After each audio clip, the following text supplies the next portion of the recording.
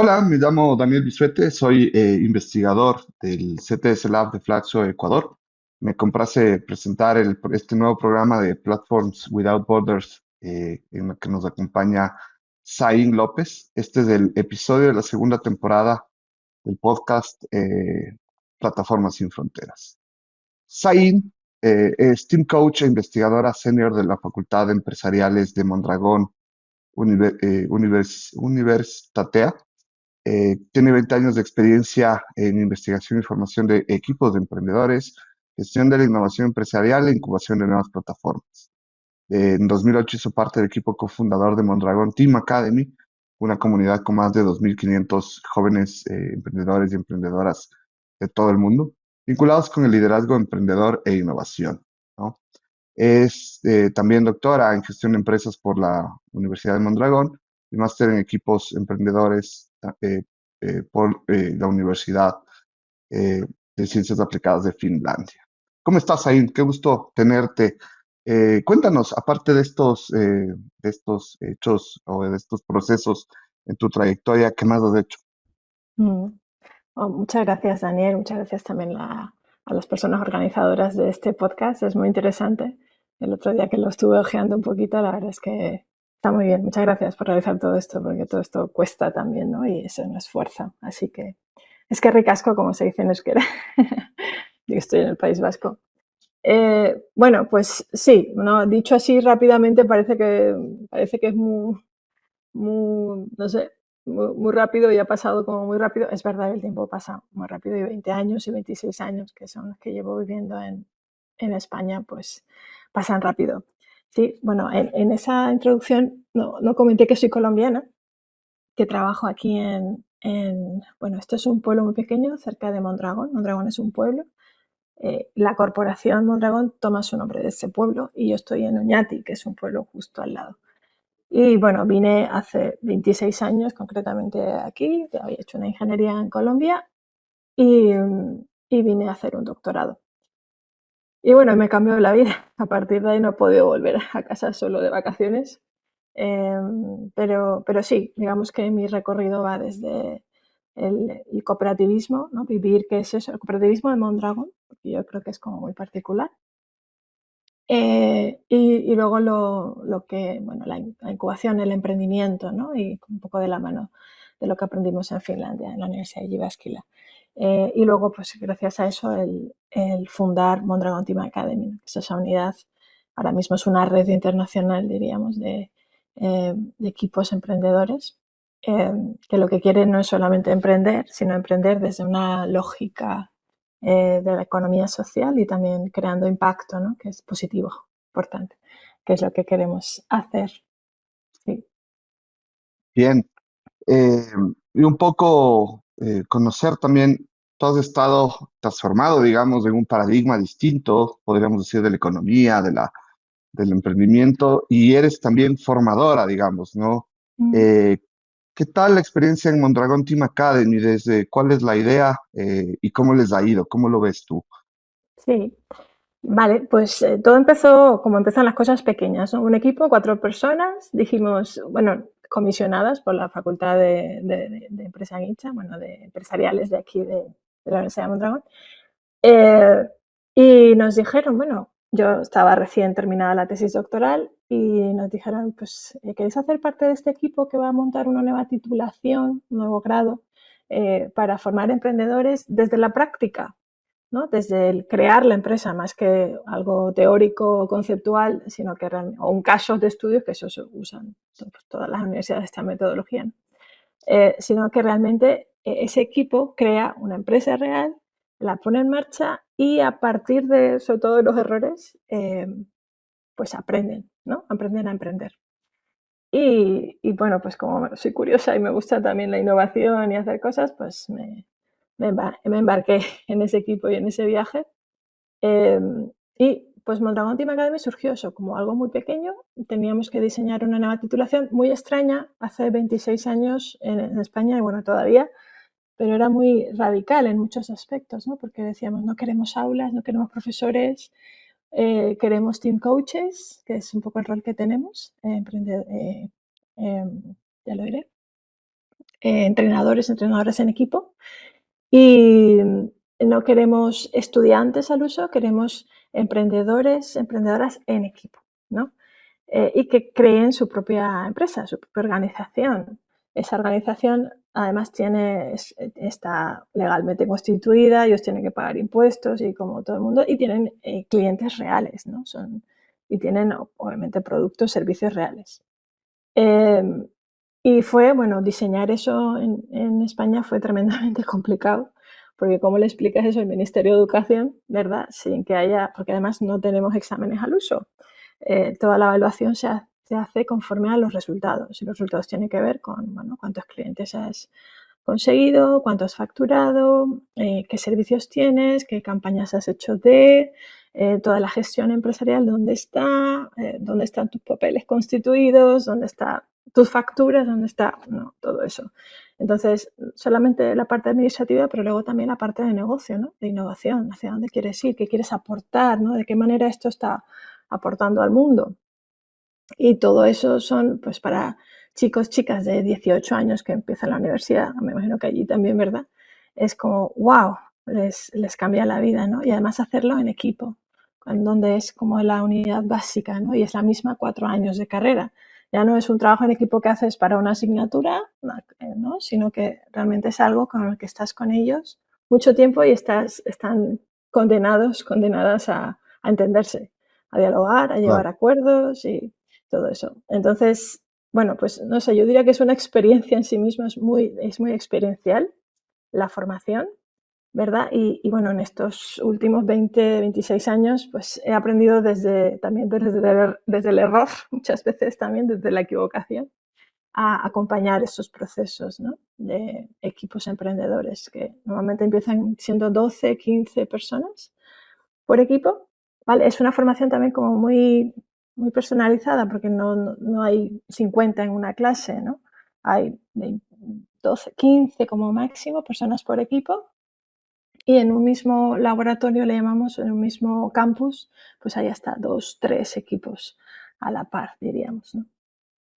Entonces, en esos equipos lo que hacemos también es enseñar no solamente a emprender y a hacer cracks, ¿no? del business, sino que aprendemos sobre todo a trabajar con otras personas, ¿no? A, además a generar, a crear juntos, juntas, eh, una organización cuyos objetivos pues, responde a lo que todos queremos hacer, pero también a resolver una problemática. Y bueno, y son procesos transformadores, es lo que puedo decir. Es una cosa como entran y otra cosa como salen, ¿no? Y los padres y demás no suelen decir, ¿pero qué ha pasado? Y ha sido realmente el propio equipo, ¿no? Su propio, y la empresa en sí misma, como el elemento que les ha hecho crecer. Y también quizás para las personas que se enganchan por primera vez con este tipo de economía, por así decir, con este tipo de experiencias, cuéntales también brevemente qué es Mondragón y cuál es la relación entre Mondragón y Mondragón Team Academy. Sí.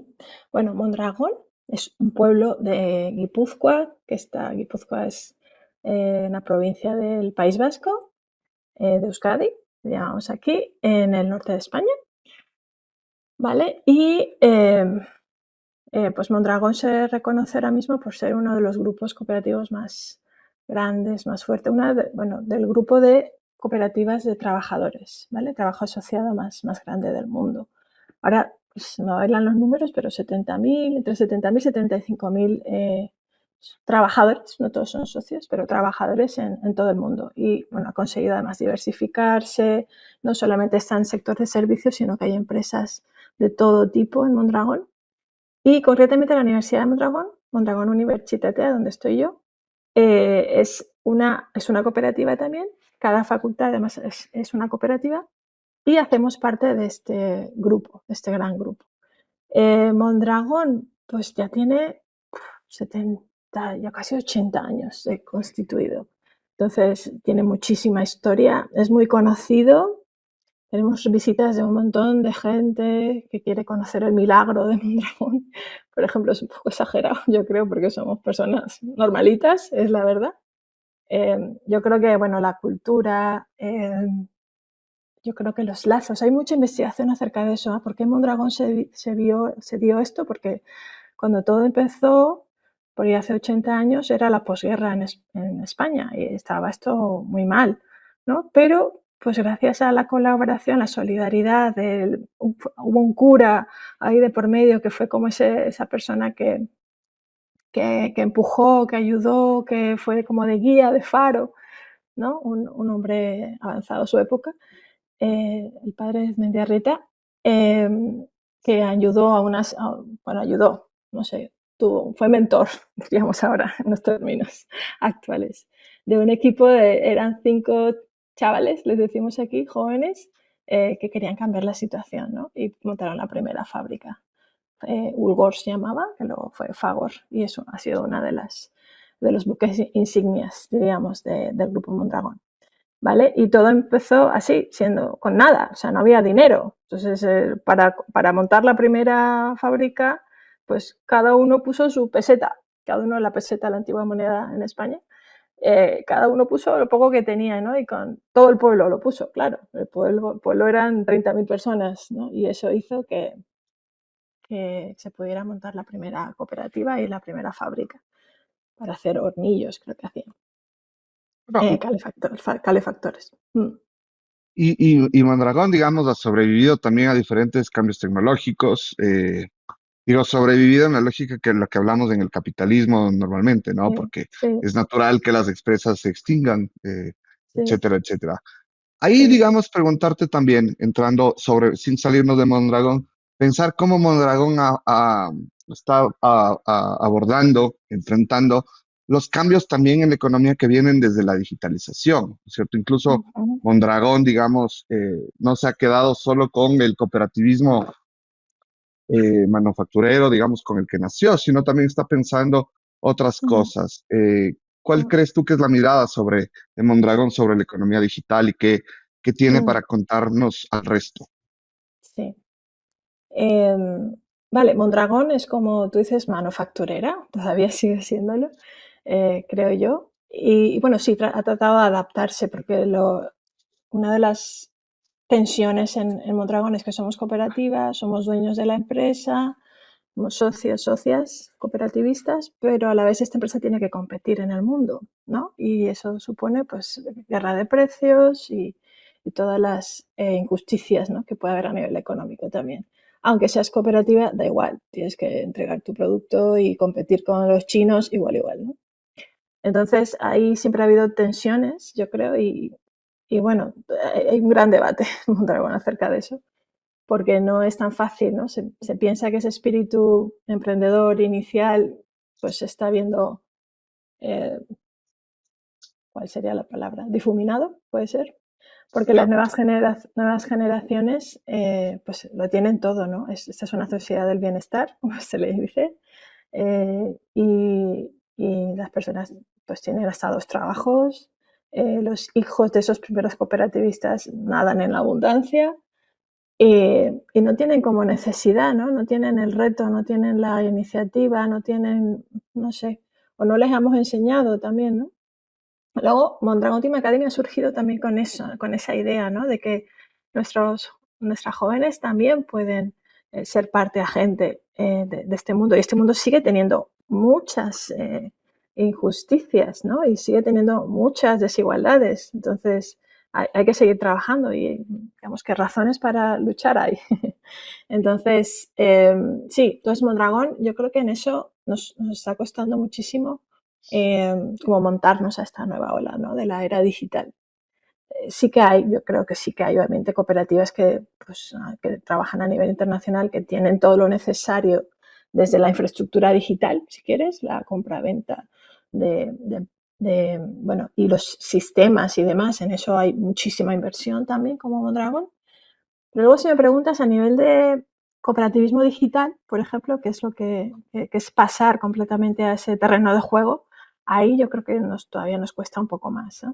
Hace unos años se fundó VR. VR es una plataforma, lo quería ser una plataforma cooperativa de cuidados, donde se ponía en contacto. al cuidador, la cuidadora, con la familia de mayores, era sobre todo, ¿no? Con las familias que querían contratar el servicio. Y la idea es que fuera algo que pueda ser una plataforma como de personalizada, de contacto, que tú pudieras ver a esa persona que va a cuidar, a tu padre, a tu madre o a tus hijos, ¿no? Y la relación pueda ser directa. Pero ahora mismo Viar es un marketplace y bueno, y casi ni eso, sino que realmente está controlada por una de las cooperativas más grandes de Mondragón en el tema de cuidados, ¿no? Entonces, yo creo que es un buen intento, todavía no se ha dicho todo lo que tiene que decirse acerca de Viar. Fue un intento pionero, pero todavía le falta mucho, ¿no? Porque sí usamos la tecnología, la digitalización, y ahora el que no la use, pues no está realmente en el mercado.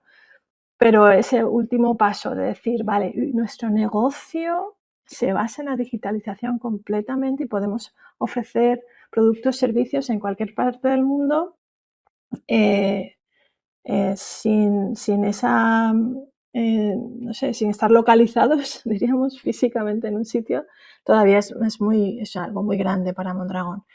Pero también pensamos también que el objetivo principal de Mondragón no es tanto crecer como mantener los puestos de trabajo. Claro. Entonces, pues sí, no vamos, pero lo justo. Nada que nos pueda suponer muchísimo riesgo para los puestos de trabajo, para las personas al final, ¿no? Y eso también es una responsabilidad que tiene Mondragón y que la vive muy seriamente, digamos, ¿no? Por eso también en la historia de Mondragón pues ha habido, cuando cierran empresas, que ahí también estamos en muchos mercados muy maduros, cuando cierran empresas, cuando ya no hay momento, lugar para ese negocio o esa propuesta de valor, pues esa cooperativa desaparece, pero sus trabajadores, trabajadoras se reintegran en otras cooperativas, ¿no? Que es la idea, que se mantenga el trabajo a pesar de que el negocio no va para adelante. Entonces, bueno, yo creo que en este tema de la digitalización tenemos mucho por hacer todavía. Cada vez más también lo estamos entendiendo como es un nuevo terreno de juego y no puedes dar la espalda. Y que el mundo está cambiando, y es la realidad, ¿no? Y que no solamente la digitalización sirve para tener formularios, páginas web o, yo qué sé, el comercio online, ¿no? Electrónico, sino que también puede darte otras vías de crecimiento, de aportación de valor, o aún tiene muchísimos, para el cooperativismo en general, la digitalización tiene muchísimas ventajas. También tiene, pues que sea el miedo que tenemos, ¿no? También tiene sus riesgos, obviamente, de perder esencia, de perder el sentido de propiedad, ¿no? Lo que hacen las cooperativas, la gobernanza, el poder de decisión, ese tipo de cosas da un poco de miedo, ¿vale? Pero bueno, hacia allí vamos, yo diría, ¿no? Más tarde o más pronto, pues iremos en ese sentido. Entonces, a veces son más como las pequeñas experiencias que no hacen parte del grupo Mondragón, pero que están cerca, son como las que igual pueden estar ahora marcando los pasos, ¿no? O digamos que en primera fila de batalla, ¿no? No tanto Mondragón como grupo, gran grupo que tiene bastante con mantener su infraestructura y su posición en el mercado, ¿vale? Pero sí pequeñas experiencias que algunas cooperativas están lanzando y que, bueno, pues van mostrando el camino. Eh, Qué interesante, porque me quedo quiero volver sobre un pasaje que dijiste, ¿no? Mm, O dos quizás, ¿no? La digitalización no solo es, no sé, tareas de comercialización o tareas mm, accesorias, pero al mismo tiempo innovamos lo justo, ¿no? Porque el espíritu de Mondragón no es tanto la ganancia por la ganancia, sino sobre todo la mm, responsabilidad con las mm, personas, ¿no? Y mm, aquí, digamos, también un poco conectando con tus investigaciones, con tus reflexiones académicas, preguntarte por el desafío que tiene precisamente la gobernanza cooperativa, digamos, en cuestión tecnológica, ¿no? mm, Cómo esto ya no solo desde el caso Mondragón, sino también desde otras experiencias que conozcas o desde una posición personal o ujú, teórica tuya, ¿cómo crees que ujú, podemos empujar, garantizar que trabajadores y trabajadoras participen activamente en el diseño de la tecnología y no, por ejemplo, solo en las plataformas, en las decisiones económicas, ¿no? Es decir, no solo reconocer el cooperativismo como la distribución de ganancias, sino también como la participación democrática del proceso económico. ¿Qué, qué aprendizajes o qué mirada tienes al respecto? Ujú. Vale. Es todo un reto, eso está clarísimo. Es todo un reto. Nosotros, justo en pandemia, en el 2020, yo no sé si comentaste cuando leíste mi currículum, pero justo en el 2020, viendo bueno, todo lo que nos sobrevino, ¿verdad? Justo había uno de nuestros, no, le llamamos el coordinador de Mondragon Team Academy, estuvo en Nueva York justo antes de que, creo que fue unos días antes de que cerraran todo, sí, de la pandemia. Eh, y estaba por casualidad en Mondragon New School. Y ahí estaba Trevor Shores, uno de las personas que ha, digamos, empujado, liderado todo el tema de cooperativismo de plataforma, ¿no? Y que lidera el platform, bueno, el PCC, el Consorcio de Cooperativas de Plataforma.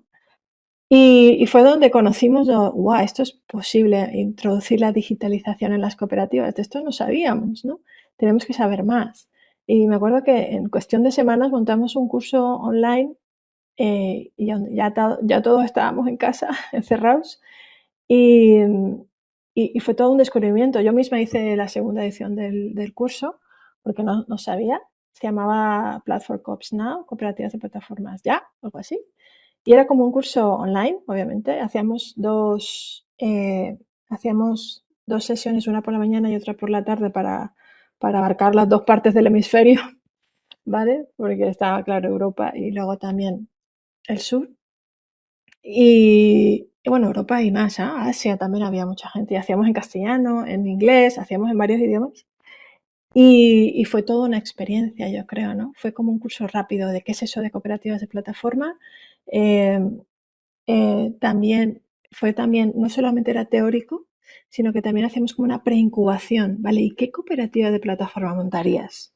¿No? Me acuerdo cuando conocimos todos estos casos preciosos, como las cooperativas de limpiadoras en Nueva York, ahora no recuerdo el nombre, siempre se me olvida. Pero bueno, todo eso fue como de mucha inspiración también, ¿no? Conocer cosas que se estaban haciendo en Brasil, ¿no? Y decíamos, guau, esto sí que es innovación. Queremos tener algo así en Mondragón también, ¿no? Pero claro, desde la universidad, todo esto lo hacemos desde la universidad. Que quieras o no, pues siempre está como en esos, un kilómetro adelantado, ¿no? De cómo van las empresas en el grupo. Y dijimos, bueno, esto queremos hacer. ¿No? Pero no se entendía lo que decía antes, no se entendía, vale, pues está bien usar la tecnología para lo que te decía, pues para nuestra tienda online, ¿no?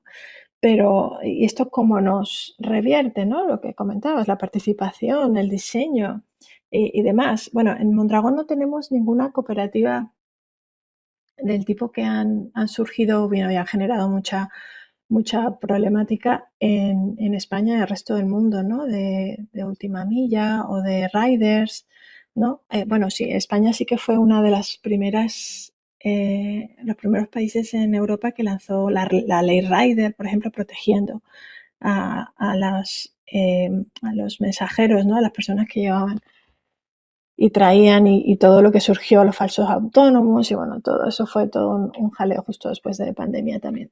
Eh, pero y en ese momento pues ni nos atrevíamos a pensar en lo que la tecnología podía suponer para las cooperativas en general, ¿no? Más allá de lo que conocíamos. La tecnología no es solo un torno, un CNC, ¿no? Que se llama aquí, un torno automático para hacer piezas, ¿no? Que es lo que la concepción que tenemos, sino que va mucho más allá. Entonces, tal vez también por la característica de Mondragon de que todas son empresas manufactureras, la mayoría, sí que tenemos empresas de servicios y demás, o a la misma universidad, ¿verdad? O tenemos centros tecnológicos, hay un montón de tipo de empresas. Pero yo diría que esto de que puedan participar en el diseño de la tecnología nuestras trabajadoras también, no era algo que tuviéramos en mente, ¿no? En ese sentido. Y obviamente es todo un reto, ¿no? También porque, y estamos viendo ahora, que las tecnologías también pueden ser justas o injustas, ¿no? El uso que se hace de ellas. Obviamente, la tecnología en sí pues, es una herramienta, pero luego el uso que hacemos de ella y el diseño que hagamos de ella puede ser. Y es verdad, claro, esto es más fácil verlo, ese diseño participativo, si quieres, es más fácil verlo en una pequeña empresa, una startup, ¿no? Donde pues son 5, 10, 15 las personas trabajadoras. Pero claro, en una gran empresa de 200 socios, donde todo está muy departamentalizado, no, yo diría que para Mondragón eso no es viable, ¿no?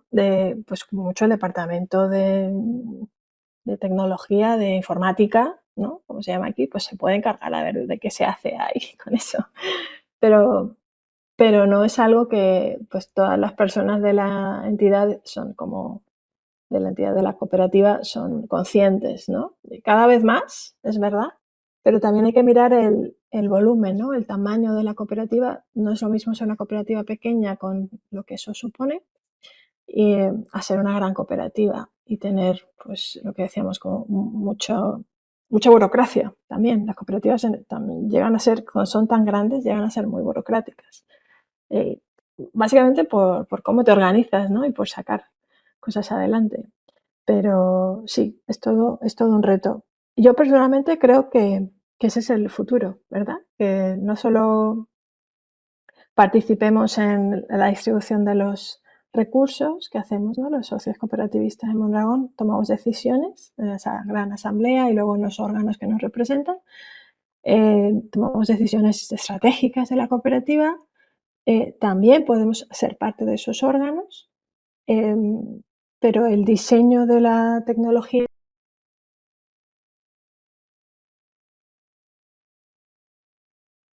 Nosotras ahora, desde la universidad, ya te hablo como universidad, la digitalización es clave, ¿no? Es clave porque la formación cada vez más se ofrece en este medio, ¿verdad? Y cada vez más tenemos estudiantes en todo el mundo, ¿no? Entonces, ¿eso cómo puedes también salvaguardarlo, ¿no? ¿De qué manera esos medios tecnológicos no replican desigualdades o no replican problemáticas que vemos en el día a día, ¿no? En un aula, por ejemplo, ¿no? Una clase. Entonces, sí, es todo un reto, la verdad, pero no se me ocurren formas fáciles de llegar a decir, bueno, pues todos estamos de acuerdo en que todo sea así y no estamos generando ningún problema, porque además muchos problemas que no se ven hasta después, muchas consecuencias que no ves hasta después también, ¿no? Y que luego hemos visto a posteriori, que es fácil decir, wow, ¿cómo no lo viste? Pero en el momento no te diste cuenta. Eso pasa cuando estás corriendo, también como estamos en el mundo empresarial, por ejemplo. No sé si te ha Y respondido, perdona, Daniel. sí, no. Bueno, es una pregunta, digamos, que como bien dices, no tiene una respuesta y no tiene una respuesta fácil. Ya. En América Latina, digamos, hay un conjunto de experiencias cooperativas de otra escala muy, muy pequeña Mm, como como acertadamente mm, mencionas, digamos, estas diferencias en la escala y vemos que la gobernanza no es similar, mm, aunque, o más bien, lo que tiene de similar es el espíritu, es la vocación democrática, digamos, el poner a la persona en el centro, pero las formas, las instituciones no son tan parecidas necesariamente, ¿no? Y mm, otra cosa es una cuestión que es re importante y que en América Latina hemos visto, que estas experiencias más pequeñas no perviven en el tiempo. No sabemos si es exactamente por la escala o directamente por la agresividad del mercado, aunque todo tiene que ver con todo. mm. Eh, pero sí, digamos, hay varios, o más bien en esta red de quienes trabajamos un poco el cooperativismo digital, regresar a ver precisamente otras experiencias que han sobrevivido y entender por qué, digamos, ante la Sí, agresividad y la particular y digamos, de la configuración también dependiente de los mercados sí. latinoamericanos en general, ¿no? Mm. Lo que, ¿cómo? No, no, sigue, perdona. No, Termina. y en lo que estamos claros, digamos, y que parece un poco más sencillo, es siempre lo que no queremos, ¿no? Y un Mm, poco esto se refiere a cómo estas experiencias nacen muchas buscando mejores condiciones laborales o huirle al control algorítmico, ¿no? Por ejemplo, la experiencia de CopCycle que nace ujú, inspirada en ex trabajadores de reparto de plataformas, o, por ejemplo, experiencias en América Latina donde trabajadoras remuneradas del hogar fundan su espacio cooperativo digital también para huir a la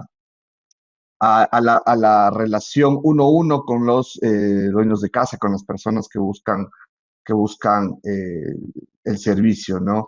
sí, Preguntarte mm, cómo ves, desde, igual desde tu experiencia o desde tus reflexiones, que el mm, modelo cooperativo pueda mitigar la precariedad y el control algorítmico, ¿no? Que informen las plataformas. ¿Qué mm, crees que tiene el cooperativismo para decir al respecto? Y quizás con eso ir terminando antes o sí, bueno, esta antes de alguna otra pregunta final. sí. Em, pues mira, sí, sí, está claro, ¿ah? Las académicas, bueno, que tú también eres una de esas, ¿verdad? Em, Cuando analizamos pues, cooperativas de plataforma, pequeñas experiencias, ¿no? Y vemos que al año siguiente ya no están, por ejemplo, dices, uy, ¿qué ha pasado aquí, no? Yo creo que queremos jugar con las mismas reglas de juego de la economía digital, y eso es muy difícil. Yo creo que tenemos, ¿no? No sé, eh, que, que intentar cambiar las reglas de juego o crear una nueva economía, ¿no? Hace un tiempo estuve en una conferencia de un profesor italiano, bueno, él era un poco extraño, tenía varias nacionalidades, creo, pero decía eso, ¿no? Decía, no juguemos bajo las mismas reglas, vamos a crear una economía diferente. Y hablaba de la economía cooperativa. Eh, y bueno, y se había dado todas unas reglas de juego, ¿no? Y de cómo no era tanto la ganancia, ¿no? Como el objetivo o el afán, sino la cooperación o aún el bienestar común, ¿no? Y cómo esas nuevas reglas de juego podían darse. Era muy interesante. Era muy también, ¿cuál es la palabra? Idealista, pero bueno, porque Mondragón somos más de tierra en ese sentido. Como no me digas cosas que no puedo hacer, sino, vale, ¿y esto qué hago mañana para empezar? Entonces, en ese sentido así. Pero yo también lo veo, ¿ah? O sea, de que sí es verdad que las pequeñas empresas ahí tienen mucha problemática y justo después del Platform Cops Now, de este curso online que te digo, que hicimos 6 ediciones y bueno, más de 1000 personas al final fueron formadas con este curso en todo el mundo, una de las cosas que aprendimos fue, ay, la tasa de supervivencia de estas empresas, que es muy difícil emprender en este ámbito teniendo recursos cero, ¿no? Entonces, bueno, y gracias a unos fondos europeos que hubo en ese tiempo, a raíz de la pandemia, los fondos Next Generation se llamaban, que gestionaba el Ministerio de Economía Social, de Trabajo y Economía Social de España, pudimos hacer un proyecto que se llamaba WeCoop, ¿vale? Este proyecto era una plataforma en sí misma de intercooperación. Y la idea era poder apoyar emprendedores, emprendedoras en esas fases iniciales, eh, que tuvieran o no tuvieran idea, que tuvieran bueno, o no recursos, que tuvieran o no la tecnología, era la idea. Y para nosotros era algo muy sencillo, pero a la vez muy revolucionario, porque decíamos, bueno, pues igual en Euskadi, en el País Vasco es muy complicado porque no hay recursos, aunque parezca que es la sociedad del bienestar, no hay recursos para ciertas cosas que no están previstas. Entonces, eh, en Euskadi, además somos un mercado muy pequeño, no es como ir a Perú o a Ecuador, donde hay muchísima población. Aquí somos muy pocos. Entonces, claro, para montar algo, crear algo, tienes que tener un nicho muy claro, ¿no? Y, y entonces dijimos, vamos a crear esta plataforma y nos unimos en ese tiempo en varias entidades, ¿vale? Privadas y públicas también, e hicimos una plataforma de intercooperación entre Euskadi, Cataluña, Barcelona concretamente, Andalucía y Valencia, ¿no? Que son bueno, algunos de los focos empresariales, digamos, en España. Y la verdad es que ha sido una experiencia súper interesante. Hemos podido acompañar cooperativas, esa era la idea, acompañar emprendedores, cooperativas digitales de plataforma que no tenían los recursos, que no tenían el conocimiento, ¿no? La universidad aportaba, digamos, esa formación también en emprendimiento, en equipo, eh, y sobre todo bajo la mirada interregional, ¿no? De llanos, porque además no sé si en vuestros países es así, pero claro, la normativa cooperativa es diferente porque Claro. somos autonomías, se llama, ¿no? Entonces, cada autonomía tiene su propia normativa. Entonces, si quieres montar una cooperativa en Euskadi, no es lo mismo que montarla en Cataluña, por ejemplo. Tiene otras reglas y otras formas de hacer, hasta el mínimo número de socios cooperativistas, por ejemplo. No, entonces creamos una gran plataforma allí donde apoyar a esos nuevos emprendedores, sobre todo jóvenes, mujeres también, eh, o personas que venían o tenían algún riesgo, ¿no? de exclusión. Y la verdad es que ha sido un proyecto que ha durado 2, 3 años muy interesante, ¿no? Y hay una de las cooperativas que ha surgido, por ejemplo, se llama Sum Sum, que es una plataforma, eh, eh, ¿cómo lo diría? Es como un Facebook, pero de la economía social. Es una plataforma de intercooperación, de amistad, si quieres. Es también una especie de marketplace donde la gente puede ofertar sus productos y demás, pero que la idea es crear una red social, eso es, una red social donde los valores sean otros, por ejemplo, ¿no? Y claro, una red social de este tipo frente a las grandes redes sociales, ¿no? Que tienen todo, el volumen, el dinero y los recursos, pues es muy complicado, ¿no? Pero están ahí en sus primeros pasos también y, claro, recibiendo el apoyo, porque una de las cosas que nos hemos dado cuenta es que el cooperativismo no puede crecer y la escala es importante. En esto de la economía digital, la escala es importante también, ¿no? Los efectos Por de los efectos de escala red. de red, son súper importantes también, porque si no, vale, tienes pocos usuarias, pero entonces necesitas facturar mucho más, ¿no? Entonces, eh, y aquí lo que nos hemos planteado es, vale, pero no vamos a crecer a punta de talonario de banco, ¿no? De cheque. No podemos crecer así porque no hay esos recursos a nivel de la economía social. Pero sí podemos crecer, perdón, de forma distribuida y de forma agrupada, ¿no? De manera que se pueda ir sumando el esfuerzo, la red, todo eso vale un montón a nivel de emprendimiento, ¿no? Que puedas llegar a Barcelona y decir, pues tengo toda una red de cooperativas aquí con las que puedo empezar a trabajar, ofreciendo mi producto, mi servicio o trabajando por ofrecer esto, por ejemplo, ¿no? Desde la colaboración, desde la cooperación y como retomando los principios básicos del cooperativismo. Entonces, yo creo que esa es como una muy buena forma también de apoyar estas nuevas, le llamamos, bueno, era una cooperative builder, es como lo que en el mercado de capitales se llama una venture builder, pero la venture builder está hecha para que el que pone el dinero se quede con todo, junto con la empresa y con todo. En nuestro caso, era una red que no te comprometía a mucho más, sino pues con el deseo de que pudieras retribuir de alguna manera, ¿no? Devolver también el apoyo, la ayuda que estabas recibiendo. Entonces, bueno, y ese proyecto WeCop se movía en varias esferas, diríamos, no solamente era la parte de red, ¿no? de networking, pero también la parte de formación, porque necesitaban muchísimo. Todavía hay mucha gente que no sabe qué son las cooperativas de plataforma, por ejemplo, ¿no? Luego también la parte de incubación y aceleración, ¿no? De esas cooperativas. Y por último, muy importante también la investigación. Entonces eran como 4 ejes en los que hemos ido trabajando paralelamente, todos se nutrían unos de otros, ¿no? Y ha sido una experiencia como muy, muy interesante desde ese punto de vista, también de esas dimensiones. Y gracias a ese proyecto, eh, bueno, fue digamos que lo que surgió a raíz del Platform Cops Now que te decía antes y bueno, también yo hice mi fellowship basado en este tema y fue también pues a través de lo cual conocí por ejemplo a Denise Kasparian, ¿no? Con la que hemos publicado ahora recientemente un artículo y mañana justo tenemos una mesa redonda, estáis todos invitados también, donde vamos a hablar de justo esto, era una comparativa entre cooperativas, ¿no? En España, Argentina.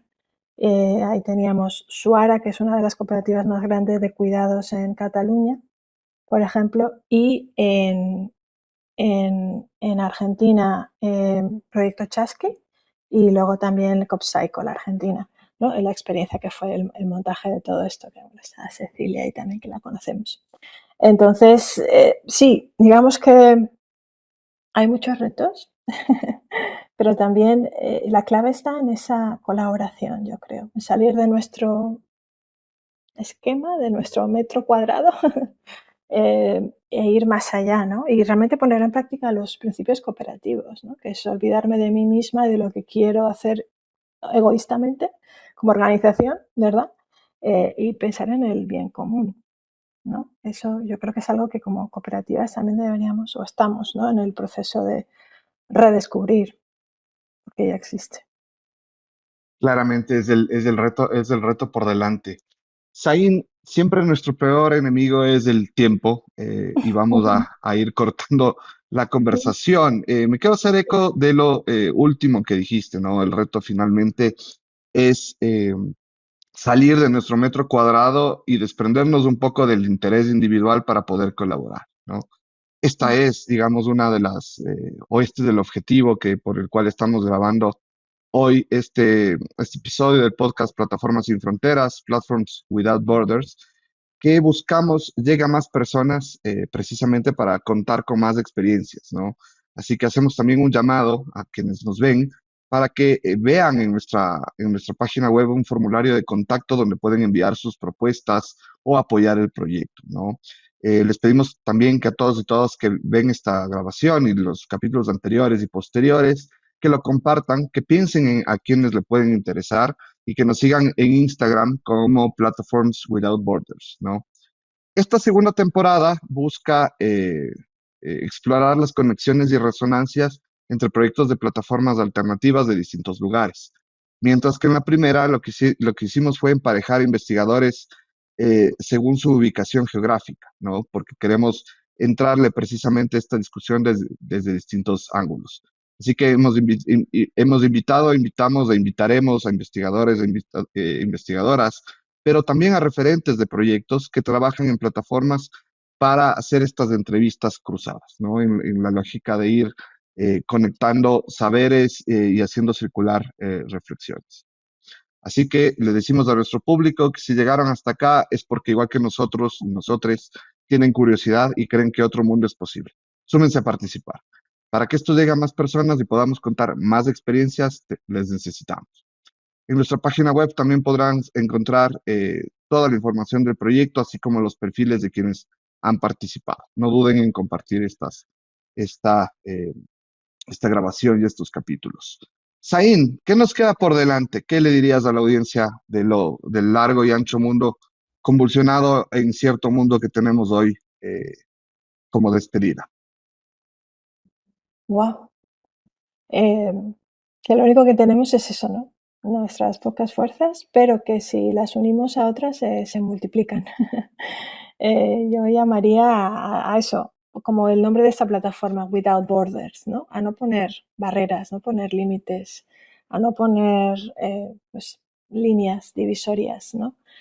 Sino realmente a considerar que necesitamos trabajar juntos, juntas, por un futuro actual, no mejor, no, bueno, futuro, un presente, diríamos ya casi, no hay que irse muy lejos, ¿verdad? Y cada organización, pequeña o grande que sea, yo creo que en este ecosistema, es una palabra también, un concepto que trabajamos también mucho desde la universidad, que en este ecosistema es necesario, ¿no? Cada uno, cada una tiene un rol. eh, y así como hay grandes startups, grandes empresas, corporaciones, también hay startups y empresas pequeñas y micros y autónomos, y, ¿verdad? Entonces todo eso es importante, ¿no? Y que nos atrevamos a soñar también, ¿no?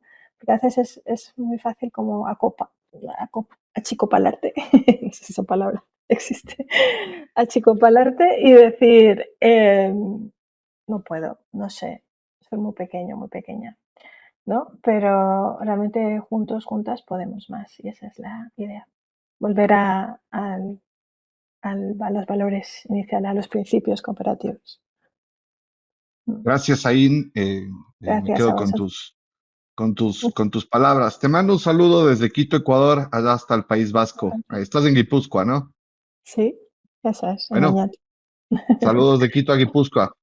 Eso es. Muchas gracias, Daniel. Muchas gracias por invitarme.